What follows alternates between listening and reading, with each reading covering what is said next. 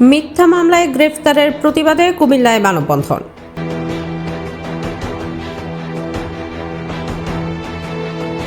কুমিল্লার ৮ নং জাফরগঞ্জ ইউনিয়ন স্বেচ্ছাসেবক দলের সাধারণ সম্পাদক মোহাম্মদ রেজাউল করিমকে বৈষম্য বিরোধী ছাত্র আন্দোলনের একটি মিথ্যা ও ষড়যন্ত্রমূলক মামলায় গ্রেফতার করার প্রতিবাদে মানববন্ধন অনুষ্ঠিত হয়েছে।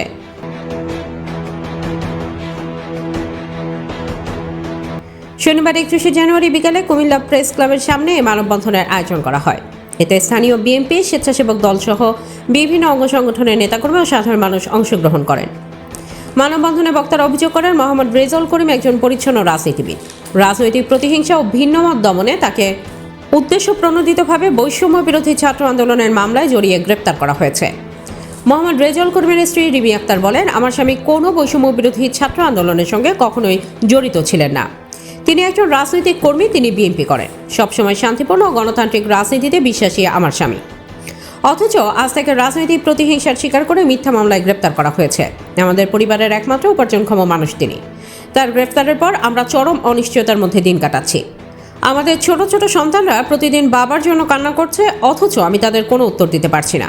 তিনি আরও বলেন, আমি প্রশাসনের কাছে জোর দাবি জানাচ্ছি, মিথ্যা মামলা প্রত্যাহার করে আমার নিরপরাধ স্বামীকে অবিলম্বে নিঃশর্ত মুক্তি দেওয়া হোক। একজন নির্দোষ মানুষকে এভাবে হয়রানি করে কোনো সভ্য রাষ্ট্র চলতে পারে না।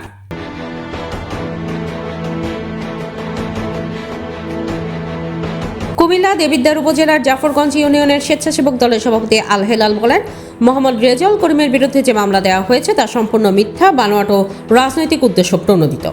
তাকে বৈষম্য বিরোধী ছাত্র আন্দোলনের মামলায় জড়িয়ে গ্রেপ্তার করা হয়েছে, যার সঙ্গে তার কোনো ধরনের সম্পৃক্ততা নেই।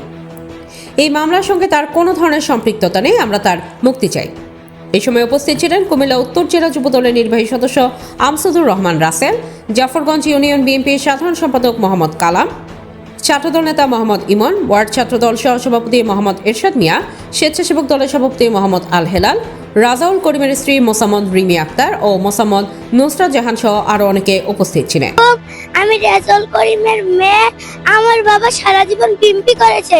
আমার আব্বুকে আমলিক বলে জেলে ঢুকানো হয়েছে। কেন? আমার আব্বুর মুক্তি চাই। আসসালামু আলাইকুম।